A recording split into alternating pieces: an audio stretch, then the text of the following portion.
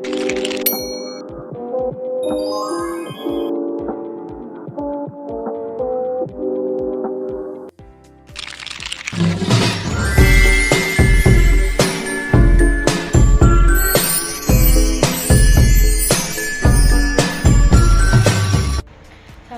warahmatullahi wabarakatuh. Perkenalkan, nama saya Sulistiani Nufus, NIM 2236014. Di sini saya akan menjawab dan menjelaskan pertanyaan dari dosen saya, yaitu Ibu Rina Arirohmah MPD, mata kuliah e-commerce.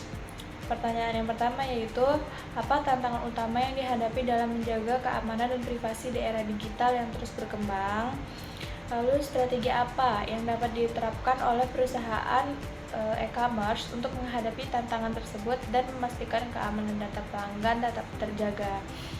Jadi di era digital ini masalah utama soal keamanan dan privasi itu kan ada pada serangan cyber seperti phishing, malware, dan lain-lain kan. Dan banyaknya data yang diolah, teknologi yang harus berkembang, juga regulasi yang ribet, terus kekurangan kesadaran pengguna. Semua itu buat data pelanggan itu menjadi rentan dan disalahgunakan. Jadi gimana sih supaya aman perusahaan e-commerce itu?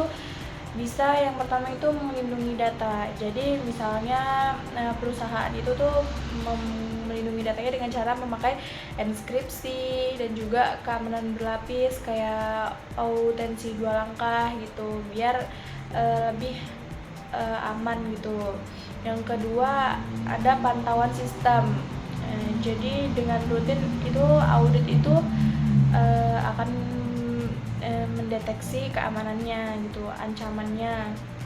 Yang ketiga, ada didik karyawan. Jadi biar mereka itu paham soal keamanan datanya. Terus patuh regulasi kayak GDPR atau aturan privasi lokal. Terus selanjutnya ada pakai teknologi yang canggih seperti AI atau yang seperti yang sekarang kan banyak digunakan kayak blockchain kan, itu aman gitu. Terus yang terakhir ada jaga transparansi dengan kasih info jelas ke pelanggan soal keamanannya. Jadi intinya perusahaan itu harus proaktif dan serius soal keamanan supaya data pelanggan tetap aman dan kepercayaannya juga lebih terjaga. Lanjut di soal nomor 2. Jelaskan tantangan privasi dan keamanan yang dihadapi perusahaan e-commerce saat mengumpulkan dan menganalisis data konsumen. Bagaimana perusahaan dapat mengatasi tantangan ini sambil tetap mematuhi standar regulasi yang berlaku. Nah, jadi perusahaan e-commerce ini mempunyai banyak tantangan soal privasi dan keamanan pas ngumpulin dan ngolah data konsumen. Jadi beberapa tantangan yang sering muncul itu, yang pertama ada kebocoran data. Seperti biasa yang terjadi yang kebocoran data itu, masalahnya data konsumen yang disimpan sering jadi incaran hacker. Kalau sampai bocor, nggak cuma rugi duit ya, tapi juga bikin konsumen itu nggak percaya lagi sama perusahaan tersebut gitu. Terus yang kedua itu adalah aturannya yang ribet. Jadi masalahnya ada banyak aturan privasi kayak GDPR di Eropa atau UU PDP di Indonesia ya. Kalau melanggar itu biasanya sanksinya denda gitu kan. Jadi solusinya itu punya tim khusus ya kan, yang ngerti aturan ini dan pastiin semua proses itu sesuai hukum. Yang ketiga ada ngumpulin data kebanyakan.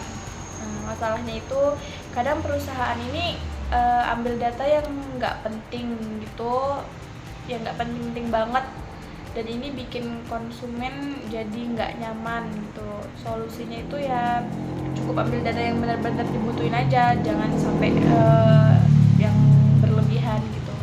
Terus selanjutnya data disalahgunakan oleh orang dalam. Ini banyak juga ya kan yang kejadian kayak gitu. Itu masalahnya karyawan itu atau partner pihak ketiga itu bisa aja pakai data konsumen buat kepentingan pribadi. Solusinya ya bikin sistem kontrol akses ketat, kasih pelatihan soal privacy dan cek data rutin. Selanjutnya, konsumen jadi nggak percaya. Masalahnya konsumen sering takut data mereka dipakai untuk hal-hal yang nggak jelas gitu kan. Jadi solusinya ya jujur aja, kasih tahu konsumen data mereka itu dipakai untuk apa. Jadi kalau bisa kasih pilihan buat konsumen ini bisa ngatur sendiri.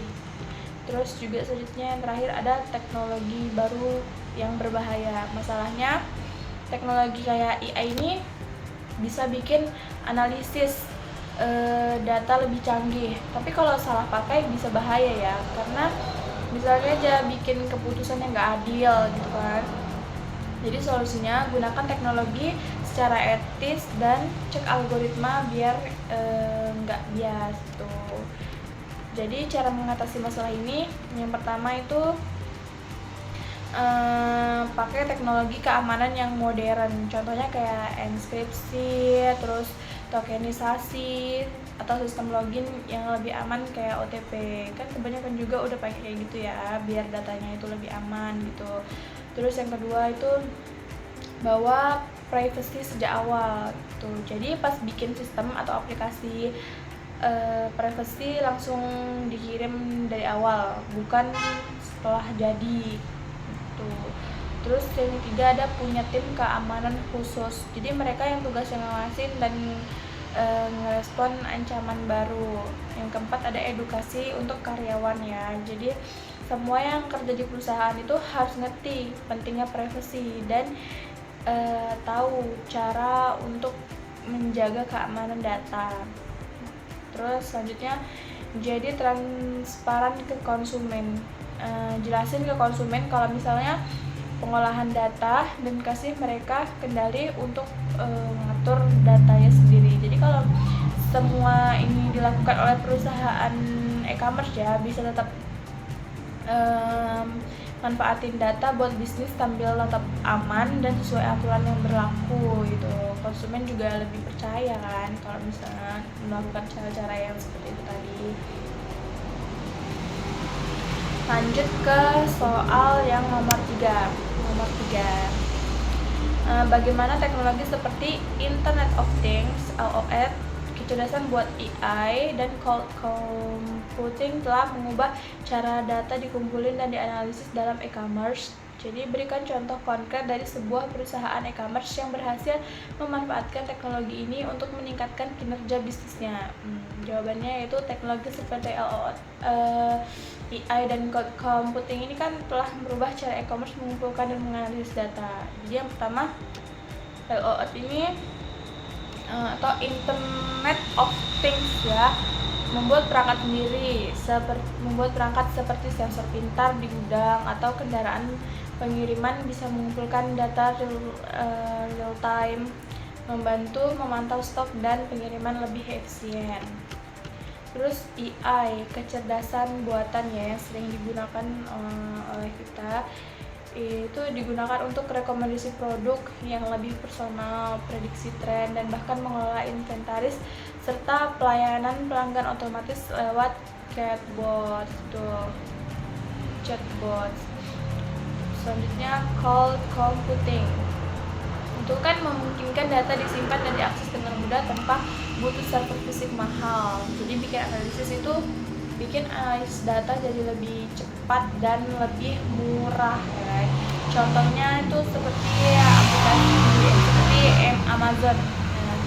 Sukses nih pakai teknologi yang tadi itu LOS, AI, cloud computing. Jadi kalau LOS-nya itu untuk toko tanpa kasir nih, Amazon Go kan. Terus AI-nya itu untuk rekomendasi produk dan prediksi stok barang. Terus kalau cloud computing-nya itu lewat AWS untuk mengelola data dan layanan cloud-nya. Jadi dengan teknologi ini Amazon ini jadi lebih efisien, cepat, bisa kasih pengalaman belanja yang lebih personal ke pelanggan-pelanggannya itu.